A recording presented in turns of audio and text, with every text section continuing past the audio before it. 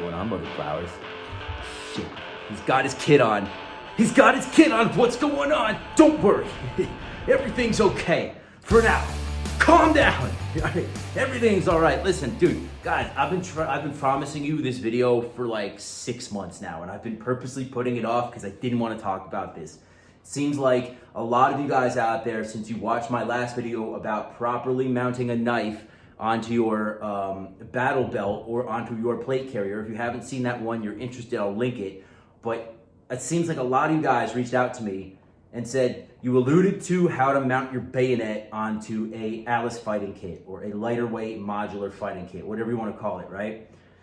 Here I am, all right? After a long delay, like I was so surprised how many of you guys wanted to know about this, because it's like, who runs these things anymore? Well, experienced people run these things.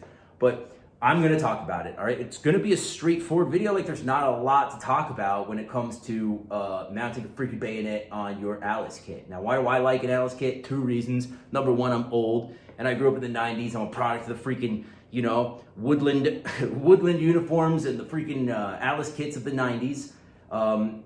It was cool Gucci shit when I came up, right? Or when I was a kid, rather. Not when I came up, but when I was a kid. And the second reason I like it is because it's light. You got to really think about, like, is it worth it for what you're doing to be wearing or running a plate carrier? And like, generally, if you're getting shot at, the answer is probably yes. But I'm telling you right now, like, plate carriers are awesome when you're doing like urban stuff and like you're running around from building to building, or like sitting in a car and then like doing all that stuff. I'm telling you right now, I've seen it time and time again. I've done a lot of field training exercises. I've gone out in the field a lot, done a lot of small unit tactics.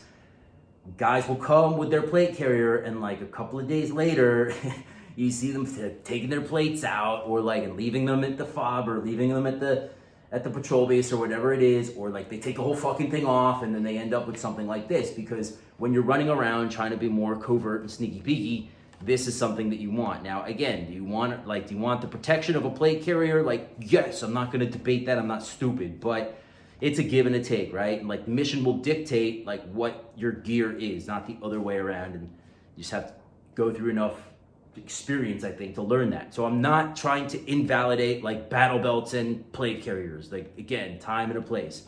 But personally, I like the Alice kit. I've always liked it. I think it's comfortable. It saves my back from getting all fucked up after days and days of like running around in the field and hiking and like sleeping in this thing and all of that, right? So there's a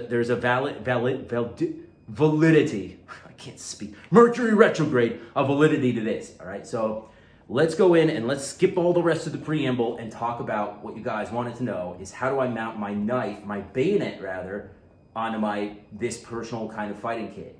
Well, it's so simple. I keep it on the right side because I'm right-handed. Right here, you can see I leave space for a pistol. I don't have the pistol on me right now. The pistol is somewhere else. Don't worry about where it is, all right? It's close at hand, I'm sure. But I do leave room here for a pistol, and right behind the pistol, I keep my bayonet. It's easy for me to grab it and take it out and deploy it, right? And you can see here, it's, you know, one of those older, I guess, 90s style bayonets that fits right onto my AR. And I'm not going to show you in this video the AR because I don't want it to get demonetized. And chances are high that if I grab an AR and start fiddling with it, the fucking YouTube will demonetize me. So I can't do that. It's simple. And then when I put it back, obviously I just like look down. It's kind of like when you draw your pistol and then you put it back in your holster, you're always going to be very careful and diligent, right? Same thing with the knife. You don't want to cut yourself. It's that straightforward. Why do I keep it on the right side? Because I'm right-handed. If I'm using, if I need to put my bayonet on my freaking AR, I can switch, and here we go. Again, right-handed. I put it on there, and then I'm ready to go. Why are bayonets coming back into style? Well, we can see in Ukraine where they're clearing trenches and shit like that and doing more CQBS type stuff. That bayonets are a good thing. They went away for a long time, and they're making a comeback. Would I rather have a knife that I can mount onto my rifle versus just something else? Yes, absolutely, every time. I'd rather my rifle be able to be a fucking spear and keep somebody at a little bit of distance than trying to like knife fight with them, right? We all know, and if you watch my videos for a long time, dude, knife fighting and knife disarms, it's risky as shit and like dubious whether it's even going fucking Mercury retrograde, either going to succeed. We'll leave it at that. So again, I keep it right here. I keep it behind my pistol. I mean, I don't keep it back here. You'll see guys doing that. But if I'm on sentry duty or fucking standing around in like an urban environment for whatever reason, right? Or whatever scenario you want to put on paper, I don't want someone coming up and grabbing it from behind. That's a legitimate concern. I keep mags. I keep 6 mags over here on the left side, obviously, because that's how we do it. I keep a butt pack back here with all of my stuff to keep me nice and warm at night. MRE goes back there, a watch cap. Obviously, this is my whoopee. If you're sleeping out in the field, you're gonna get cold, even if it's the summertime. You need something psychologically to wrap around you. Trust me, you're gonna need that in the field.